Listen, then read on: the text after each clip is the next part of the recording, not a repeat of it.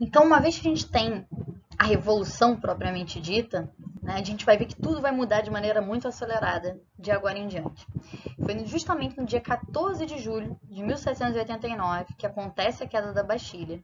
E a gente vai ver os efeitos, né, disso. E a gente vai perceber como que em intervalo de tempos bastante curtos tudo vai mudar. Né? Inclusive, essa é justamente a ideia do significado de revolução, como vamos falar mais adiante.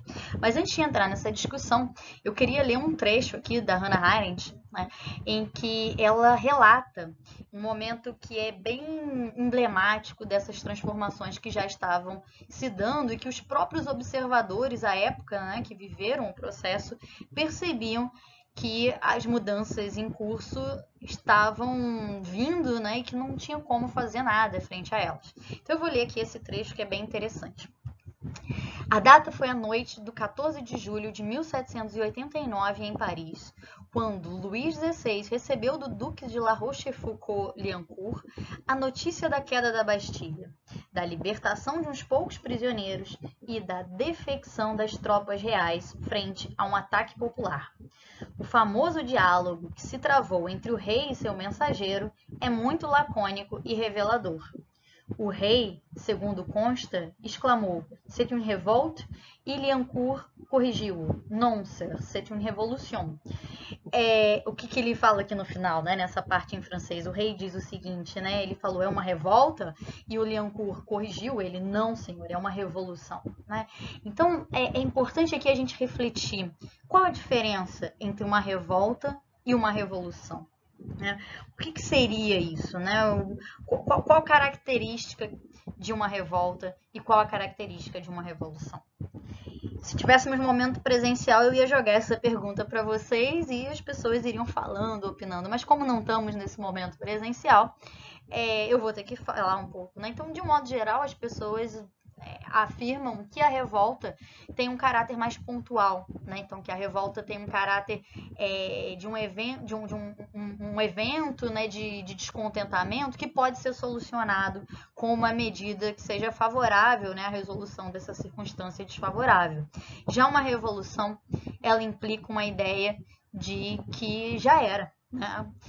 A mudança tem que ser muito mais profunda, uma mudança que não é contornável, que vai mudar completamente a ordem estabelecida.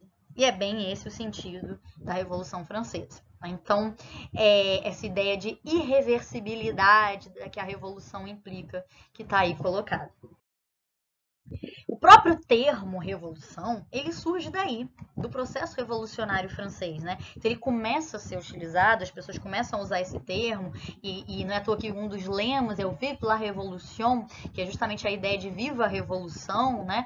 Ele corre as ruas da França a partir de então.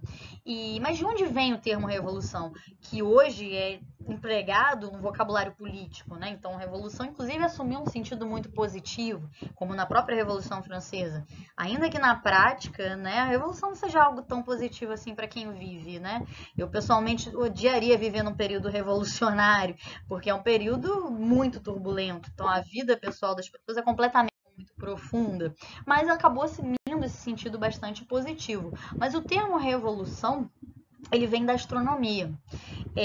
Na astronomia, a revolução é um movimento que um astro faz em torno do outro, né? Então, é um movimento que um planeta faz para dar uma volta completa em torno do Sol. Aparentemente, então, essa ideia, né, da revolução mostra um caminho que volta, né, circula, tudo passa por um monte de caminhos diferentes, mas depois parece voltar para o mesmo lugar, né? No entanto, nessa volta, quando sai, se rodeia e volta para esse mesmo lugar, muita coisa aconteceu, tudo se modifica. Então, esse mesmo lugar não é propriamente o mesmo lugar, mas é um momento aí de consolidação. Então, a ideia é isso, né? Então, um evento que tem uma magnitude tão grande que modifica as sociedades de forma muito radical.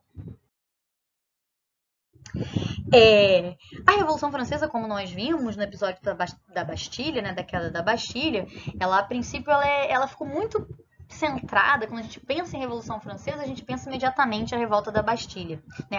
A queda da Bastilha. No entanto, não foi apenas nas cidades, em Paris, que a Revolução teve distúrbios, né? Que ela teve uma série de mobilizações. Um dos episódios aí que está representado nesse desenho ficou conhecido como o Grande Medo. O Grande Medo, como eu vou ler mais adiante no próximo slide, foi uma série de inquietações e revoltas e uma sensação de desespero que atingiu os interiores, as regiões rurais, o campo francês, logo após os eventos que se deram em Paris com a queda da Bastilha. Eu vou ler aqui esse trecho, né, até para não me alongar muito, porque os slides, né, os vídeos, né, essas videoaulas relacionadas com a Revolução Francesa já serão um tantinho longos, né? Então, o que foi o Grande Medo? Eu vou ler aqui um trecho do Ilan Matos, que já me contempla bastante em termos de explicação a respeito do Grande Medo. Ele diz o seguinte: o Grande Medo foi um movimento popular que se desenvolveu na França entre 20 de julho e 6 de agosto de 1789.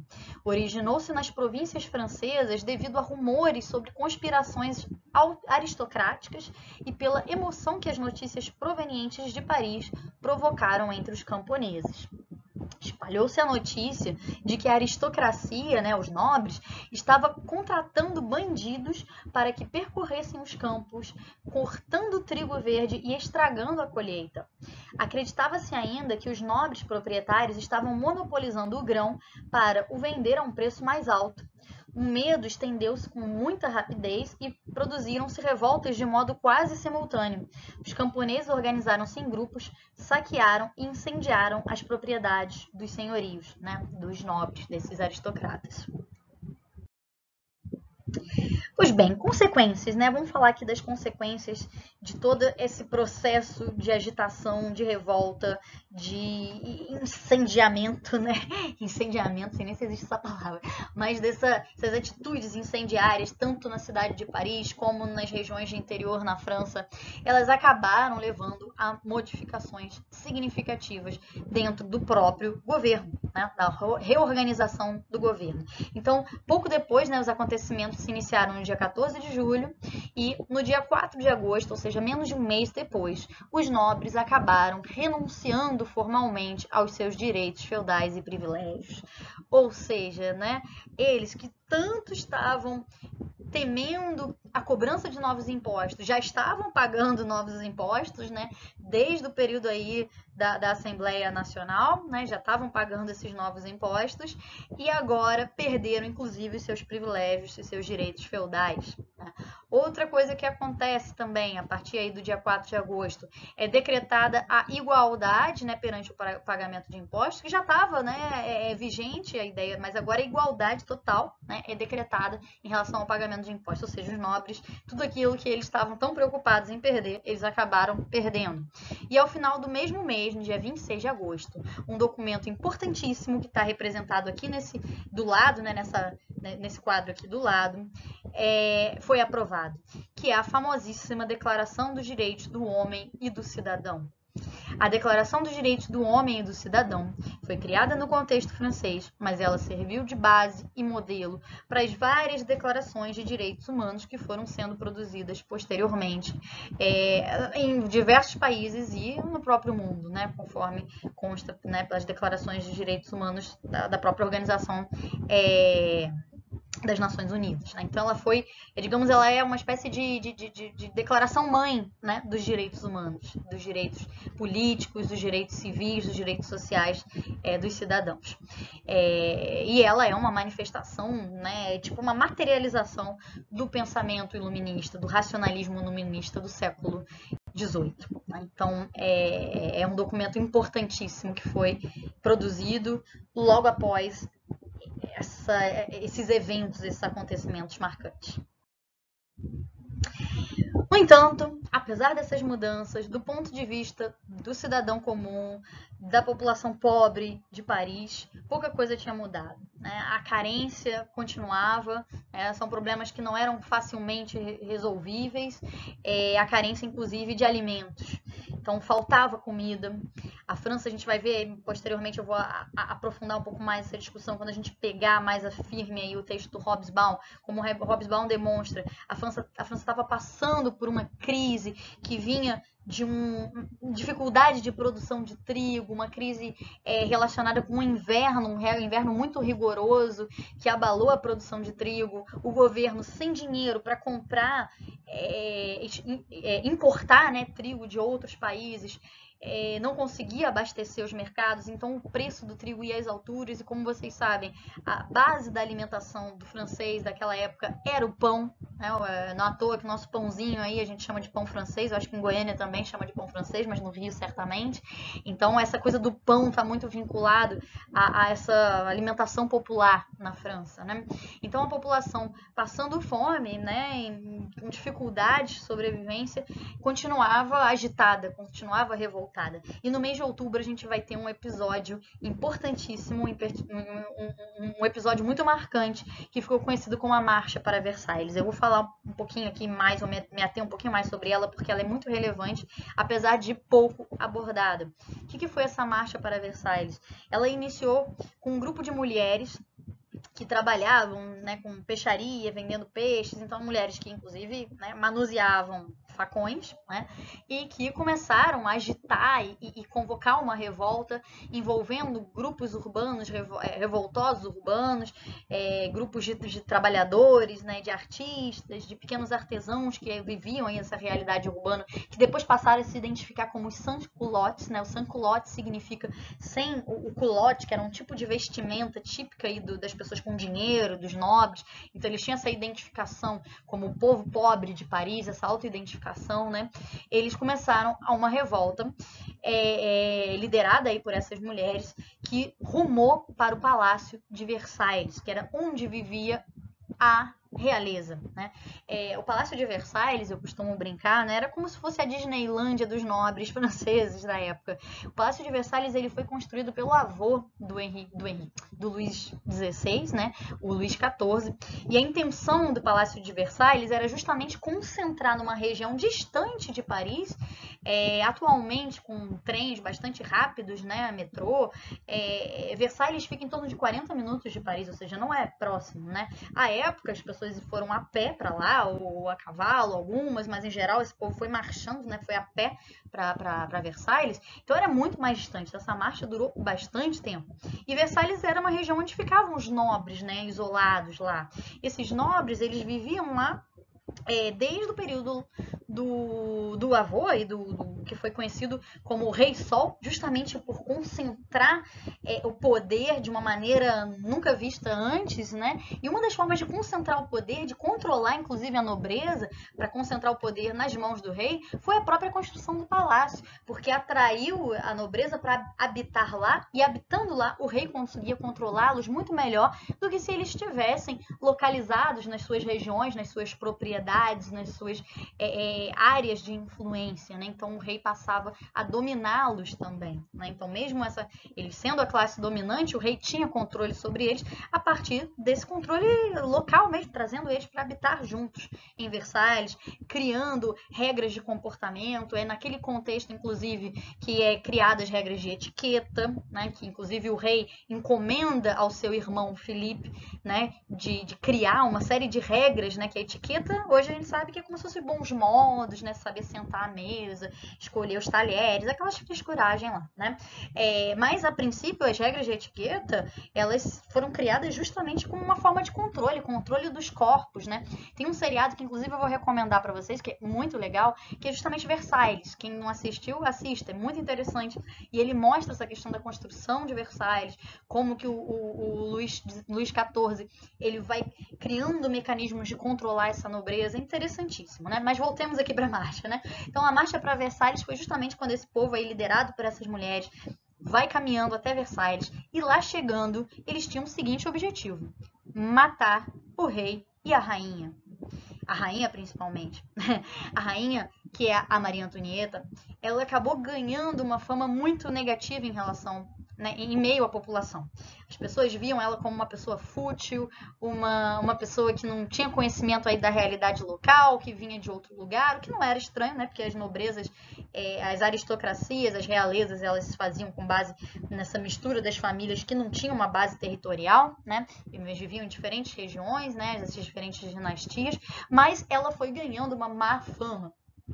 Tanto por isso, né, pelos vários gastos, ela era muito conhecida por gastar muito em roupas, em chapéus, né? Tem vários desenhos debochando dos chapéus gigantescos que a Maria Antonieta usava, as muitas festas que ela realizava, e além de que ela também, durante os 7 primeiros anos, né, do governo do Luís XVI, ela não teve filhos, não por culpa dela. Nem mesmo do Luís XVI. Ele tinha um problema de saúde, né, que era fimose na época. Imagina se hoje em dia questões de problemas de ordem, né, da sexualidade já são cheios de tabu. Imaginem na época em que as pessoas, né, tinham muitos tabus, e o fato é que o Luís XVI não conseguia ter relações sexuais porque era doloroso, e ele só foi conseguir efetivamente começar a ter depois que procurou um médico, mas isso demorou muito tempo, e fez uma cirurgia, né, para remover a pele, né, do pênis. Então, mas nesse tempo, né, a gente sabe que uma das obrigações do rei e da rainha, especialmente da rainha, é botar herdeiros para o trono, né? Homens, né? Ter filho homem para poder herdar o trono. Então tudo isso foi desgastando a imagem dos reis, contribuindo com todo aquele processo que nós abordamos anteriormente. Então o que aconteceu? Chegando lá, eles não conseguiram matar o rei e a rainha por pouco, né? O rei e a rainha fugiram, né?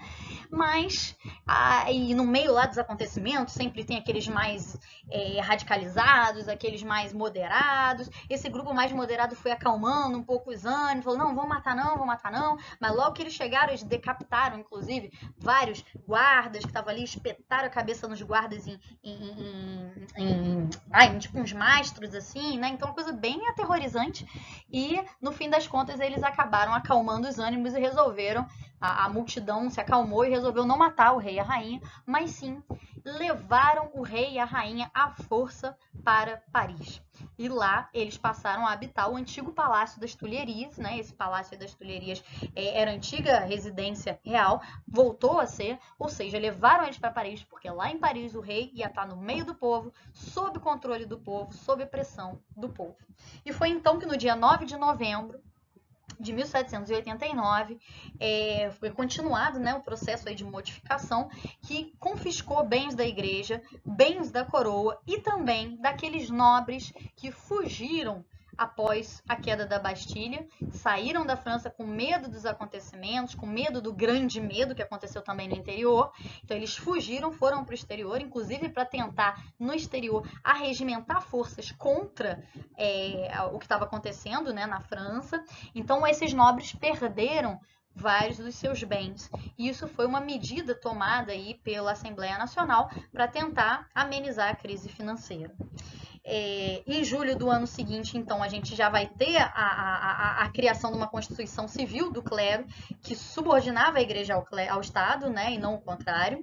Então, uma parte do clero jurou fidelidade a essa Constituição, eles ficaram conhecidos como os constitucionais, e outra parte, que inclusive era apoiada pelo rei, se negou a jurar fidelidade à Constituição, e eles ficaram conhecidos como os refratários.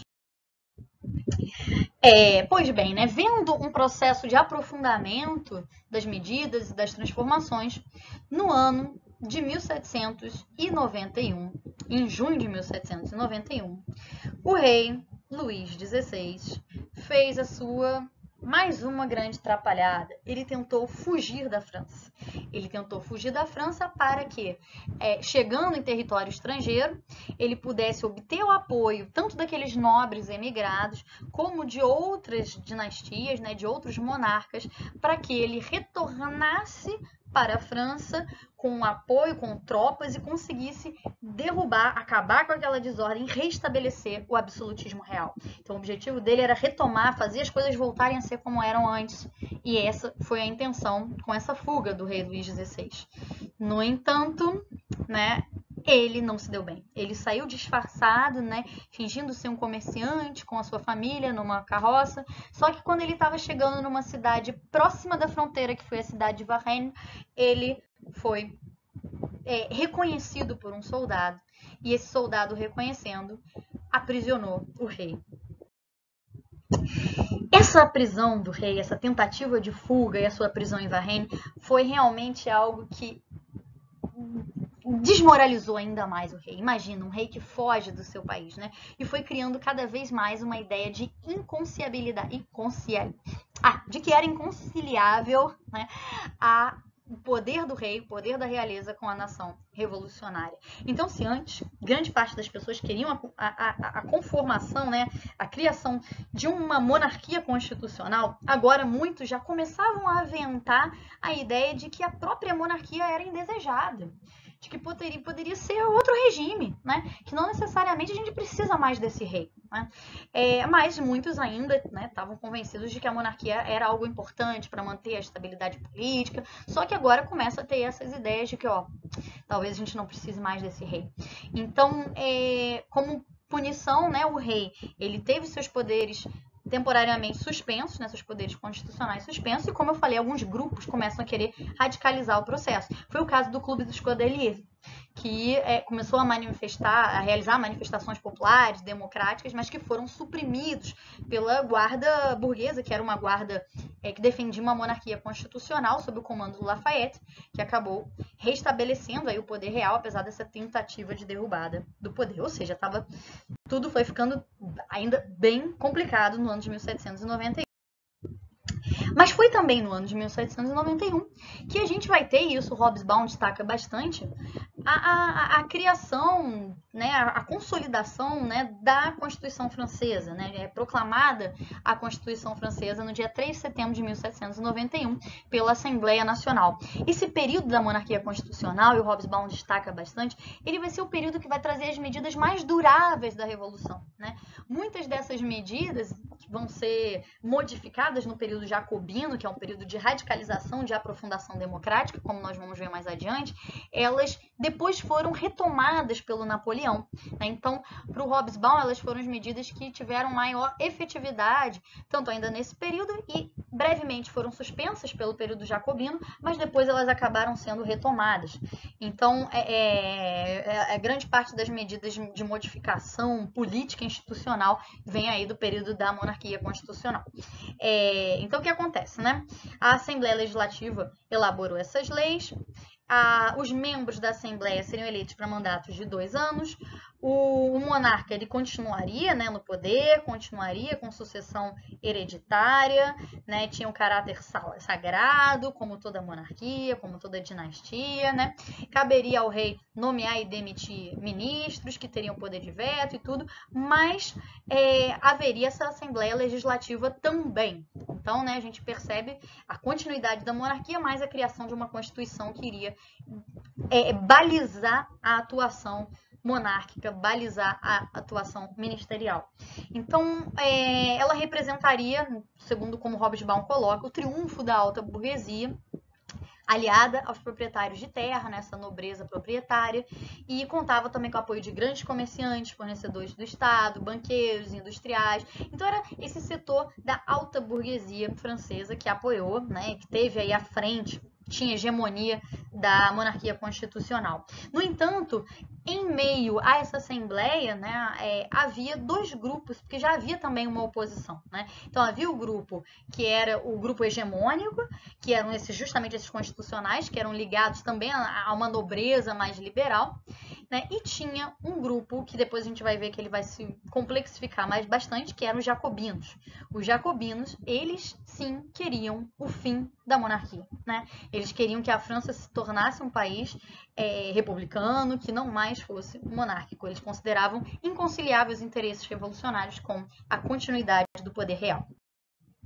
Então, se vocês achavam que as coisas já estavam bastante agitadas até o momento, elas ficam ainda mais, cada vez mais. Não bastando toda essa turbulência, todas essas idas e vindas internas, agora começam os elementos externos a se envolver no processo. Por quê? Porque as várias monarquias europeias estavam vendo o que estava acontecendo na França. Notícias se espalhavam por toda a Europa. Já desde a queda da Bastilha, que apavorou, todo mundo ouviu falar sobre a queda da Bastilha, né? Naquele período, digo todo mundo, né? Todo mundo é muita gente, mas todas as monarquias ouviam falar, e da ameaça francesa, a peste francesa, isso acabou levando com que os países começassem a se preparar para evitar que isso acontecesse nos seus territórios, e uma das formas de evitar que isso acontecesse nos seus territórios era justamente acabar com a Revolução, né? Então foi isso que o rei da Prússia tentou fazer.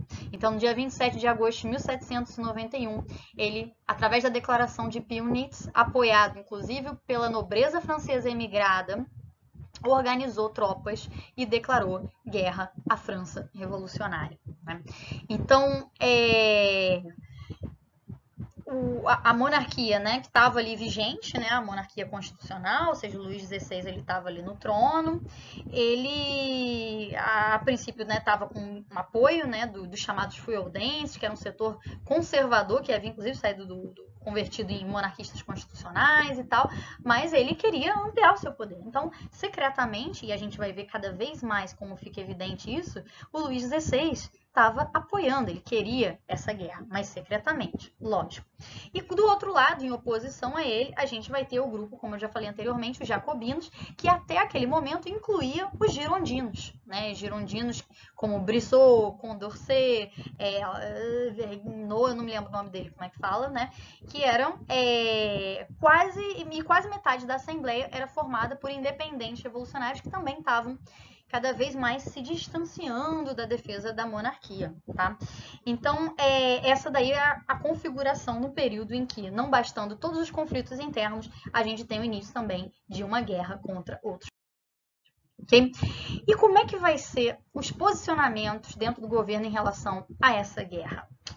Pois bem, vai ser complexo, né, essa situação, e a gente vai ver aí como é que vão ser esses diferentes posicionamentos em relação a essa guerra. O rei e aqueles que estavam ligados a ele, né, aqueles que defendiam o rei, eles diziam que eles eram favoráveis à guerra. Lógico, né, somos favoráveis à guerra, precisamos defender a França. Mas, na verdade, a intenção era o seguinte: vamos fazer a guerra para piorar a situação. A nossa ideia é fazer a guerra para perder a guerra, né? Por quê? Porque eles queriam que uma invasão estrangeira, né, que esses estrangeiros entrassem, que o governo, que as tropas do governo prussiano, né, entrassem e restaurasse o seu poder como era anteriormente, né? Restaurasse o seu poder absoluto. Outro lado, tinham os feudenses, que eles acreditavam mesmo numa monarquia constitucional. Então, eles acreditavam que dá para conciliar, dá para ter uma monarquia, dá para ter um regime constitucional. Então, eles eram defensores da guerra, mas eles queriam vencer. Eles queriam vencer a guerra, e vencendo a guerra, eles acreditavam que a monarquia seria consolidada, essa monarquia constitucional. Tinham os girondinos, né? E aí os girondinos, quem são eles, né? Os girondinos, eles eram também favoráveis à guerra, eles romperam aí com os jacobinos, que eles faziam parte do grupo dos jacobinos, mas eles romperam no contexto aí da guerra, porque diferente do outro lado aí dos jacobinos, que continuaram se chamando jacobinos, eles defendiam a guerra. Eles diziam o seguinte: não, a gente tem que fazer a guerra porque a gente tem que vencer toda essa contra-revolução, tanto internamente aqui na França, como externamente em relação a essas outras monarquias. E a gente precisa, inclusive, expandir essa revolução para toda a Europa. Não à toa, quando vocês vão ver lá no texto do Hobsbawm, ele vai falar o seguinte: foi o rei, né, e os seus partidários, aí foi a extrema-direita que ele vai falar, e a esquerda moderada, que o Hobsbawm, inclusive, trata como missionária, essa esquerda moderada. Por que missionária, né? Porque ela tinha essa ideia de levar a revolução para o restante da Europa. Então, para o Hobsbawm, foi essa extrema-direita e a esquerda moderada que teriam contribuído para levar o país à guerra, né? Uma vez que os jacobinos, agora os que permanecem com o nome jacobinos, que são liderados aí pelo Robespierre, eles se colocam contrários, porque eles acham que primeiro teria que vencer a contra-revolução dentro da própria França, para depois pensar em fazer uma guerra. Então, eles deveriam tentar evitar a guerra, pacificar e não fazer a guerra, né? Então, essa era a posição aí dos jacobinos. Uma vez iniciada a guerra, a gente vai ver que há um agravamento da crise. mais carestia, mais desemprego, miséria, agitação no campo, né? Então tudo isso vai, e agitação nas cidades também, principalmente através dos sans-culottes, como eu falei anteriormente. Então tudo isso vai se agitando e cada vez mais, né, as pessoas começam a pressionar para que o rei tomasse algumas medidas de emergência para melhorar a situação aí do povo, né? Então o povo inclusive chegou a invadir o palácio para tentar pressionar pacificamente o rei para tomar uma medida e foram extremamente rechaçados. E foi justamente nesse contexto já precário que acontece mais uma besteira, mais uma besteira aí que o rei faz, né? Ou melhor, no caso, mais especificamente a rainha, mas lógico, aliançada aí com o rei, que foi o seguinte. Foi o chamado Manifesto de Brunswick. A Maria Antonieta, ela manda o Duque de Brunswick redigir um manifesto que pedia aos soberanos dos países inimigos que ameaçasse de morte os guardas franceses, né, que tentassem se defender, né, dos invasores, ou seja, defendia que os guardas franceses se entregassem, né, e ameaçava ainda o povo parisiense que se o povo fizesse qualquer coisa contra a família real, eles sofreriam uma morte exemplar, uma vingança exemplar, né? E aí o que aconteceu? Esse babado aí caiu na mídia, né? Caiu na rede, como a gente costuma brincar, né? O texto foi a público e as pessoas ficaram sabendo do teor, né, desse manifesto, souberam que a rainha estava mandando matar o povo, que estava mandando as tropas se entregarem, né? Então imaginem o bafafá que isso gerou. E aí, então, a galera simplesmente enfurecida tomou o Palácio das Tulherias e invadiu para matar o rei, matar a rainha. E a família real correndo foi e se refugiou na Assembleia, né, na Assembleia Nacional. Foi para lá, né, se proteger da Assembleia Nacional. Na Assembleia Nacional. Então, o que aconteceu, né? Nesse momento, então, o rei perdeu de vez o seu poder. E foi aí que, como Paulo Cavalcante coloca aí nesse texto, né, dona de fato do poder, a Comuna Insurrecional de Paris, que foi essa mobilização aí criada logo após esse acontecimento, que era liderada por Danton, que era um girondino, e o Robespierre, um jacobino, forçou a suspensão, né, e a prisão do rei e a convocação de uma nova instituição. Era o fim da Assembleia Nacional e o início da chamada Convenção Nacional, que por sua vez agora devia ser eleita por sufrágio universal, sem mais aquela questão das ordens, né? Era o fim efetivamente daquela organização de ordem e o início da tentativa, pelo menos, de instauração de um governo democrático eleito por sufrágio universal. E o trono estava efetivamente derrubado. É aí, gente, que a gente tem o início de uma revolução dentro da revolução, que é o período jacobino. Um período em que, como Hobsbawm coloca, agora esses grupos, né, dominantes, eles vão ter que compactuar com as massas populares, as massas urbanas, porque vai ser o início, né, o advento da democracia política, ou ao menos uma tentativa disso. É um momento também que as ruas vão ser tomadas, né, pelos sans-culottes, que são esses grupos que negam os ricos, né, que negam essa coisa da realeza, essa ostentação, né? Então, a partir do momento, a gente vai perceber e vai ter o início do período jacobino.